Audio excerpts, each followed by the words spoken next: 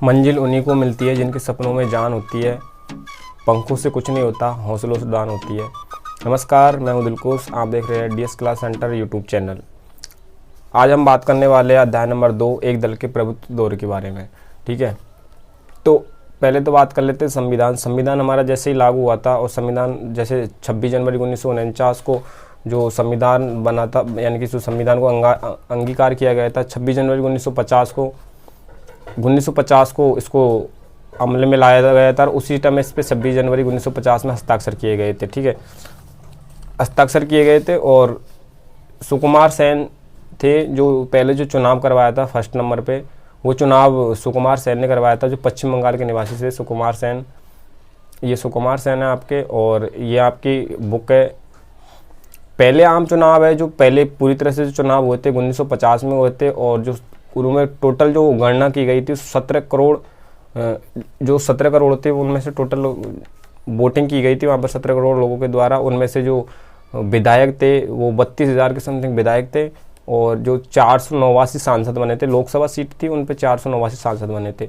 सभी को सार्वभौमिक मताधिकार, यानी कि सभी ने बढ़ चढ़ कर इसमें भाग लिया, और सभी ने बढ़ चढ़ कर इसमें भाग लेने के साथ में इसमें वोटिंग की थी। वोटिंग करने के बाद में फिर यहाँ पे ये मतदान करवाए थे। 1950 सबसे पहले मतदान हुए थे, और उस समय जो मतदान करवाए थे वो हमारे सुकुमार सेन ने करवाए थे फर्स्ट नंबर पे।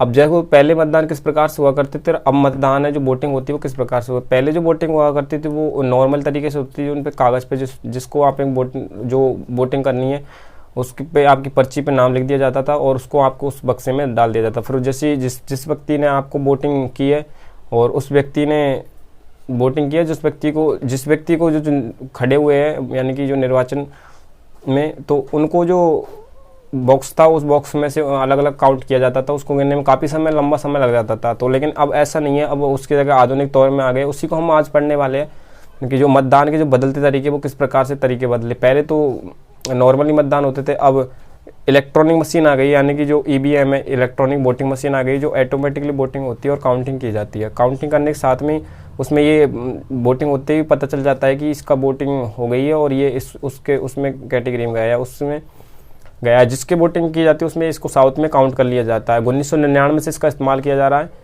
पहले चुनाव जो किए जाते थे वो पर्चियों के साथ में किए जाते हैं, आपको पता ही है, और करीबन 20 साल तक जो स्टील के बक्स होते हैं उनमें ही इनको किया जाता है, फिर इनको एक साथ रख के उनमें गणना की जाती थी। बाद में फिर उसका रिजल्ट सुना जाता है। लंबा समय लग जाता है एक तरह से, यानी कि जो वोटिंग में जो रिजल्ट आता था वो काफ़ी लंबा समय लग जाता था। ईवीएम मशीन भी 3 प्रकार की होती है। ईवीएम मशीन E1, E2 और E3। E3 है जो E3 एक ही आधुनिक मशीन है, यानी जो वर्तमान में जो चलाई गई 2013 के बाद में जो मशीन बनी है वो ईवीएम मशीन E3। वो बहुत ही काफ़ी उस पर मतलब कोई फर्जी काम नहीं हो सकता उसमें। यदि कोई अवैध रूप से उसको खोला जाता है या अवैध रूप उसमें किसी प्रकार से छेड़खानी की जाती है तो उसको पता चल जाता है। उसमें एक प्रकार का कागज़ लगा जाता है, BVPTA, voter verify paper model trade. उसके अंदर एक पेपर लगाया जाता है, जिससे क्या है, जिस मशीन को अवैध रूप से खोलते हैं तो उसमें हलचल हो जाती है, और हलचल के कारण हमें क्या है कि उसका पता चल जाता है। कागज़ को एक नियंत्रण और छेड़खानी के से बचाने के लिए इसका उपयोग किया जाता है। 6 मंथ में पहले जो चुनाव होते थे उनमें 6 मंथ काफ़ी समय लग जाता है, लेकिन अब जो ईवीएम चल रही है उससे इतना टाइम नहीं लगता, तुरंत उसमें काउंट हो जाती है। और जो 1952 थे उसमें सफल चुनाव हुए थे, यानी कि 1950 में, उसके बाद में 1952 में यहाँ आपकी ईवीएम मशीन रही। और इसमें आपको है ना देखने को मिलेगा कि इसमें एक तरफ तो आपका काउंट लिखी रहेंगे, यानी क्रम संख्या रखी रहेगी। उसके बाद में आपको जिसका जो खड़ा हुआ है, यानी उसका नाम लिखा रहेगा, नाम के साथ में एक उसका जो चुनाव चिन्ह है वो चुनाव चिन्ह रखा रहेगा, और चुनाव चिन्ह के साथ में एक बटन लगा रहेगा, जो उस बटन पे क्लिक करना है उसमें एक आवाज़ आती है, उसके साथ में आपका वोटिंग हो जाता है। पहले जो चुनाव कराए गए थे उसमें लगातार किसकी सरकार रही, तो पहले जो चुनाव कराए गए थे उसमें लगातार कांग्रेस का वर्चस्व रहा, यानी कांग्रेस की सरकार रही लगातार। तीन बार कांग्रेस, यानी कि 3 बार कांग्रेस सरकार बनी थी। जो पंडित जवाहरलाल नेहरू थे उन्होंने 364 सीटें प्राप्त की थी। कुल सीट थी 489 सीटें थी, उनमें से 364 सीटें कांग्रेस, यानी अकेले पंडित जवाहरलाल नेहरू जो खड़े हुए थे कांग्रेस के तो नेता थे, तो इन्होंने कुल टोटल सीटों में से 364 सीटें प्राप्त की थी। तो बहुत ही यानी कि इसको किसी प्रकार का गठबंधन नहीं करना पड़ा, किसी भी पार्टी के साथ नहीं लेना पड़ा, अकेले ही सरकार बनानी पड़ी, क्योंकि सरकार बनाने के लिए आपको आधे से एक मत अधिक होना होता है। तो आधे से इनको तो 364 मत प्राप्त हुए थे, इसलिए इन्होंने किसी प्रकार की गठबंधन नहीं किया और स्वतंत्र रूप से अपने जो कांग्रेस सरकार बनाई थी, जो भारतीय कांग्रेस पार्टी 364 सीटें प्राप्त हुई थी, भारतीय कम्युनिस्ट पार्टी उसको 16 सीटें प्राप्त हुई थी। स्वतंत्र भारत के जो स्वास्थ्य मंत्री रहे थे वो राजकुमारी अमृता कौर रहे थे, जो जब स्वतंत्र हुआ था उस टाइम जो मंत्री बने थे पंडित जवाहरलाल नेहरू, तो उसके साथ में जो स्वास्थ्य मंत्री बने थे वो राजकुमार अमृता कौर बनी थी, जो कपूरथला से थी, ये आपकी अमृता कौर रही। और ये कांग्रेस का चुनाव चिन्ह। केरल में कम्युनिस्ट की जीत, देखो केरल है, केरल में किस प्रकार से कम्युनिस्ट पार्टी बनी थी, तो केरल में जो कम्युनिस्ट पार्टी बनी थी उसमें जो कांग्रेस की उसके साथ साथ में कम्युनिस्ट पार्टी भी बनी थी। तो कम्युनिस्ट पार्टी में जो जीत हुई थी वहाँ पे सबसे सफल चुनाव के साथ में 1957 में वहाँ पे कांग्रेस की पार्टी जीती। विधानसभा जो चुनाव में से सीटें मिली थी 126 सीटों में से 60 सीटें केवल इसको प्राप्त हुई, केरल को 126 सीटों में से 60 सीटें केवल केरल कम्युनिस्ट पार्टी को प्राप्त हुई थी। वो जिसमें जो EMS नामुद्दीन पारकर थे वो थे, और जो 2 साल बाद में इस पद से हटाया गया था जो नंबूदीरपाद थे ना, उन्होंने इसको केरल में सरकार बनाया था, लेकिन 2 साल बाद में, पूरे 5 साल में नहीं हुए थे और 2 साल बाद में इसको हटा दिया गया था। देखिए अनुच्छेद होता है एक 356 अनुच्छेद क्या होता है, 356 अनुच्छेद होता है कि जो राष्ट्रपति शासन लागू होना होता है आपातकालीन के समय, यानी कि जब कोई अपने पद का दुरुपयोग करता है या फिर किसी प्रकार से उसको वहाँ से हटा दिया जाता है, तो उसकी जगह 356 धारा के तहत उसको हटाया जाता है, और उसको हटाने के साथ में वहाँ पे दूसरा या तो उपराष्ट्रपति उस पद को संभालता है, उपराष्ट्रपति नहीं तो फिर उसको जो वैसे उपराष्ट्रपति संभालता है, लेकिन उपराष्ट्रपति नहीं हो तो उसके जगह फिर उसके जो मंत्रिपरिषद है उसको संभालती है, या फिर जो सर्वोच्च न्यायालय हाई कोर्ट, तो उसके जो मुख्य न्यायाधीश होते हैं वो इसको संभालते हैं। तो 356 के तहत जो नंबूदीरपाद थे जो केरल में इन्होंने जीत की थी, इनको हटाया गया, और राष्ट्रपति के शासन में जो कुर्सी जब खाली रह गई थी, यहाँ आपका अनुच्छेद आर्टिकल नंबर 356 है। मंत्रिमंडल में काम नहीं करना है, फिर गठबंधन का टूट जाने के कारण जब जो सरकार टूट जाती है उसके समय 356 के तहत उसको हटा दिया जाता है वहाँ से प्रधानमंत्री को, और हटाने के बाद में वहाँ पर जो सरकार बनती है वो दूसरी सरकार बनी जाती है। तो इसी प्रकार से जिसको हटाया गया था वो 2 साल के लिए इसको रखा गया था केरल में, उसके बाद में इसको हटाया गया था। यहाँ पे इनकी पार्टी थी वो हट गई। उसके बाद आती है सोशलिस्ट पार्टी है CSP, सोशलिस्ट पार्टी है CSP पार्टी, समाजवादी पार्टी थी, समाज की सेवा करने के लिए। इसके जो संस्थापक थे वो आचार्य नरेंद्र देव थे। स्थापना 1931 में हुई थी, जवाहरलाल नेहरू और सुभाष चंद्र बोस ने इनके साथ में थे। ये CSP है, और ये है आचार्य नरेंद्र देव जो समाजवादी पार्टी थी उसके संस्थापक कहे जाते हैं, पंडित जवाहरलाल नेहरू, और ये सुभाष चंद्र बोस। सोशलिस्ट पार्टी जो CPC में जो आचार्य थे, जो कृपलानी द्वारी मिलने पर की थी, जो प्रजा जो समाजवादी पार्टी बनी थी उसके अंदर जो आचार्य थी वो कृपलानी द्वारा वहाँ पे इसकी CSP की आचार्य बनी थी।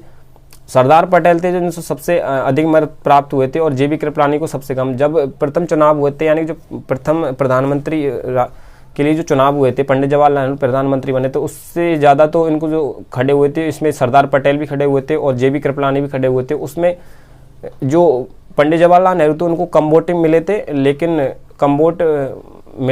जो महात्मा गांधी उनके कहने पर मिले तो सबसे ज़्यादा सरदार पटेल को थे और JB कृपलानी को। तीसरे नंबर पे पंडित जवाहरलाल नेहरू आते, लेकिन महात्मा गांधी जी के कहने पर पंडित जवाहरलाल नेहरू को वहाँ पर जो प्रधानमंत्री बना दिया गया था। एक आपकी पार्टी आती है PRI, institutional revolutionary party, Spain में इसकी स्थापना हुई थी। ये अपने यहाँ की पार्टी नहीं है, देखो ये स्पेन की पार्टी है और स्पेन में स्थापना हुई थी 1929 में। संस्थापक इसके प्लूटो इंडिगो कैंसिल द्वारा इसकी की गई थी। ये तानाशाही शासन कहा जाता है क्योंकि वहाँ पर लगातार जिस प्रकार से भारत में कांग्रेस की जो सरकार चल रही थी, कांग्रेस लगातार यहाँ पर 3 साल से सरकार बना रही थी, उसी प्रकार से वहाँ पर PRI जो इंस्टीट्यूशनल रिवोल्यूशनरी पार्टी थी वो भी लगातार जो स्पेन ने उसमें लगातार वहाँ पर सरकार बना रही थी। तो कई साल से सरकार बनाई थी, किसी भी पार्टी को वहाँ पे आने नहीं दिया जाता था, या फिर कोई चुनाव लड़ता तो उसमें किसी को दबा दिया जाता था, और इस पार्टी जो PRI है उसको पार्टी को वहाँ पर सरकार बना दी जाती। तो इस प्रकार से एक तरह से तानाशाही शासन कहा जाता है। एक बार 2002 में जो पार्टी है ना, ये जो PRI है, PRI पार्टी जो एक बार हारी थी, 2002 में हार गई थी मैक्सिको में। 2002 में जो राष्ट्रपति चुनाव हुए थे उसमें फिर इसके बाद में जो ये PRI है इसके शासन को समाप्त कर दिया। जिस प्रकार से भारत में कांग्रेस का शासन समाप्त हुआ 3 साल बाद में, उसी प्रकार से वहाँ पर भी इसका मैक्सिमो भी इसका 2002 में राष्ट्रपति चुनाव के बाद वहाँ पर इसको जो हार गई थी उसके बाद में इसको समाप्त कर दिया गया था। हालांकि भारत में जो पार्टी है वो चलती रही है, क्योंकि कभी बनती है कोई दूसरी पार्टी आती है, दूसरी पार्टी जाती है। यह आपका PRI का पार्टी उसका चुनाव है और इसके बाद में जाता है आपका डॉक्टर भीमराव अम्बेडकर। डॉक्टर भीमराव अम्बेडकर जो संविधान सभा के जो प्रारूप समिति उसके अध्यक्ष रहे हैं। इनका जन्म बता देते हैं तो 14 अप्रैल 1891 राजगृह मुंबई महाराष्ट्र में हुआ था। पत्नी थी रमाबाई थी। जाति विरोध आंदोलनों में बढ़ चढ़ कर भाग दिया था। जो दलित थे उनको न्याय दिलाने के लिए इन्हें बहुत आगे किया था। इनकी जो पेंटल लिबर पार्टी थी उनके ये संस्थापक रहे, पेंटल लिबर पार्टी के संस्थापक रहे थे। और विधानसभा के प्रारूप समिति के तो ये अध्यक्ष रहे हैं। पहले मंत्रिमंडल के भी अध्यक्ष यही रहे हैं, यानी कि डॉक्टर भीमराव अम्बेडकर रहे हैं। ये इनकी पत्नी रही रमाबाई, और ये है हमारे डॉक्टर भीमराव अम्बेडकर, जिन्होंने दलितों को समाज में लाने के लिए बहुत ही प्रयास किए थे। एक रफ़ी अहमद किदवई, देखो ये कौन है? तो ये यूपी कांग्रेस के जो नेता है, वो ये यूपी कांग्रेस के जो नेता बने थे ये थे रफ़ी अहमद किदवई। 1894 में जन्म हुआ था। और संचार मंत्री और कृषि एवं खाद्य मंत्री के रूप में इनको वहाँ पर चुना गया था। स्वास्थ्य मंत्री जो थी राजकुमार अमृता कौर थी। और पंडित जवाहरलाल नेहरू, ये आपके रफ़ी अहमद किदवई है।